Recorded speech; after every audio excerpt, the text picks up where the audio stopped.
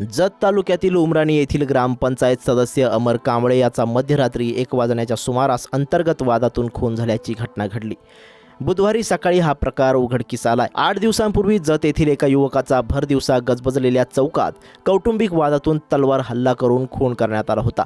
तसेच सोमवारी दुपारी जत येथील एका महाविद्यालयीन युवतीचा प्रेम प्रकरणातून गळा दाबून खून केल्याची घटना ताजी असतानाच आज उमराणी तालुका जत येथील ग्रामपंचायत सदस्यांचा अंतर्गत वादातून रात्री खून झाला। त्यामुळे जत तालुक्यात घबराटीचे वातावरण निर्माण झाले।